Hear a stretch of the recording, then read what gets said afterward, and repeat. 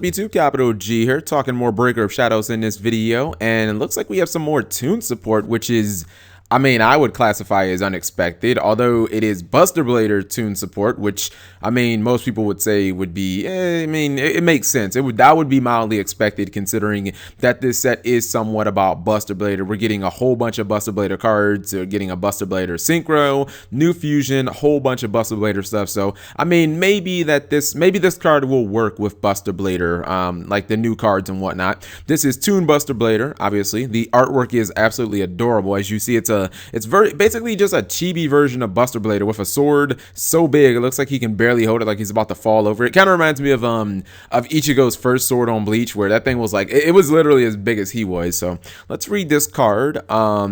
Looks like it has the same stat line and the same kind of like parameters as the original Buster Blader. I mean, Earth, Warrior, level 7, 2600, 2300. That's all taken exactly from the original Buster Blader, the Pharaoh Servant one. Not even the new one, which again, kind of like it's the same thing, but you know, I digress. This card has 3 effects. Effect number 1, this card gains 500 attack for each dragon type monster your opponent controls or has in their graveyard. Okay, that's taken pretty much from the original Buster Blader. Effect number 2, this card cannot attack the turn it was summoned. That's pretty much built into most Toons, or practically every Toon. And effect number 3, while you control a Toon world and your opponent controls no Toon monsters, this card can attack your opponent directly.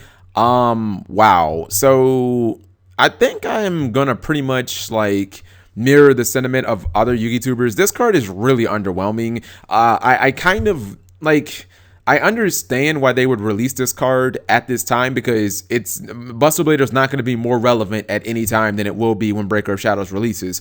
But it's like you just gave us a whole batch of new Toon cards. And the thing was, a lot of the new Toon cards were actually pretty good. Like the new Toon Kingdom and, you know, Comic Cane. Like these were legitimately good cards. But when you follow them up with Toon Buster Blader and, you know, Toon Ancient Gear Golem, then I kind of look at you sideways, Konami, like, what the fuck are you doing? Because, like, it has never really made sense for Toons to have tribute monsters. It just hasn't. Like, I understand that they want to incorporate popular monsters from the TV show into the Toon archetype. They did that since the beginning of Toons with Toon Summon Skull and, you know, Blue Eyes Toon Dragon, but they were never practical. It was never practical to spend 2 tributes on a Blue Eyes that offered no additional benefits other than it could attack directly, when you could just summon Toon Mermaid. There was way less risk involved and attack for a little less damage, you know. And then they released things like Toon Cannon Soldier, Toon Mass Sorcerer, that were just, you know, they were a lot safer. I mean, if they died to a Bottomless or to a Ring of Destruction or,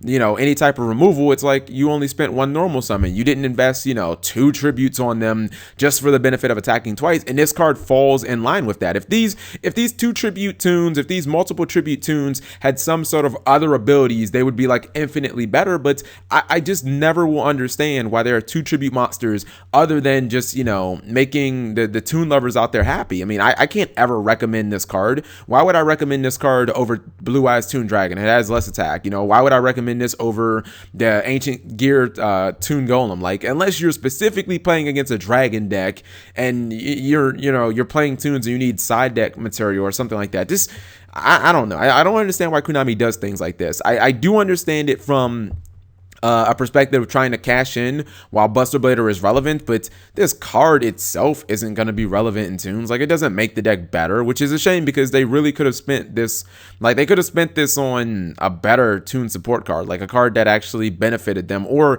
they could have just taken like another Toon monster or another monster that's like 4 or lower and put it into Toons. Like, you know, why not have a fucking Elemental Hero Toon Stratos or some shit like that, where it searches any Toon monster and, you know, give it Stratos' effect? Like, that would have been cool. But they give us Buster Blader, and it's just like, I don't know, I kind of feel like I got trolled here, because I don't really see the point of ever running this card. You know, the high tribute monsters just don't work in Toons, and I've played Toons enough to know what's at least decent in the deck, and your high tribute monsters don't work in the deck in any capacity. So let me know what you guys think. I'm not trying to be super negative here, but it's just, you're not going to run these cards. Like, you're not going to run Ancient Gear Toon Golem. You're not going to run Toon Buster Blader.